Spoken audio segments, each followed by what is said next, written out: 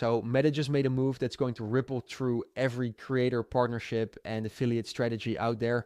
Adam Mosseri, the head of Instagram, said it himself at Shop Talk Spring last week, and I'm going to quote him here. The era of link in bio is finally over. That's a pretty bold statement. But when you see what they actually shipped, it's hard to argue with it. Instagram now lets creators tag products directly inside Reels. Not in their bio, not in a story link, right there in the video itself. Viewers tap a product tag, land on the brand's site, and check out. And here's the number that jumped out at me. Creators can tag up to 30 products in a single reel. 30. That basically turns every reel into a shoppable storefront. The eligibility bar is pretty low too. You need to be 18 or older with at least 1,000 followers and a public account. That's it. This isn't locked behind some exclusive creator tier. It's open to a huge chunk of Instagram's creator base.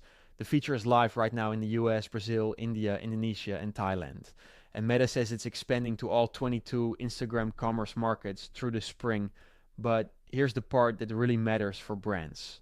Meta is not taking a commission. Zero. The full affiliate payout goes straight from the brand's program to the creator. Meta makes its money from the ad ecosystem around this, not from clipping the transaction. And the attribution piece is actually really clean. Brands can see which specific reels drove clicks and which ones drove actual purchases, all inside Meta's dashboard. No more stitching together data from LTK or ShopMy or whatever third-party affiliate tool you're using.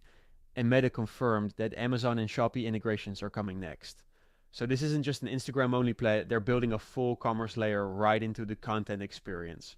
So yeah, if you're running creator partnerships through third-party affiliate platforms right now, this is worth watching very closely.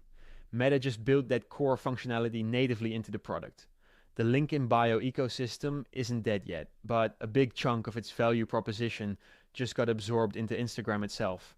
Okay, so next one, and this story is less about a single product launch and more about the ground shifting under every marketing team's feet. Crunchbase just published their Q1 2026 numbers, and they are staggering. Investors put $300 billion into startups globally in the first 3 months of 2026, and that is an all-time record. Not close to a record, the record, up over 150% from both the prior quarter and the same quarter last year.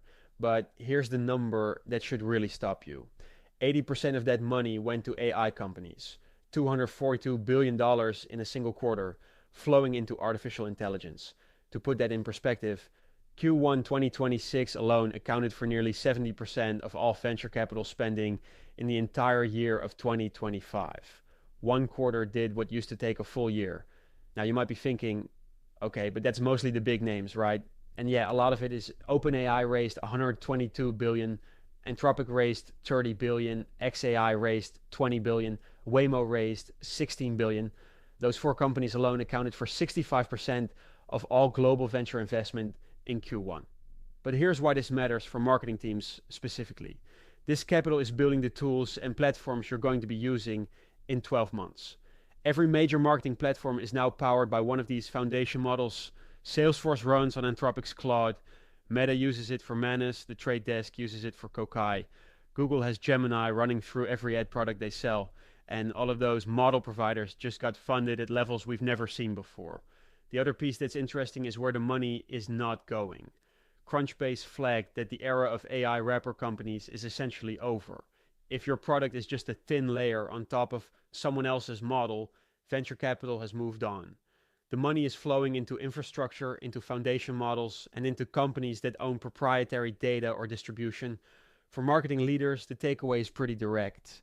The tools in your stack are about to get significantly more capable, significantly faster, but the consolidation is real. The companies with the most capital are absorbing more and more of the workflow, and that trend isn't slowing down. If anything, $300 billion in one quarter says it's accelerating.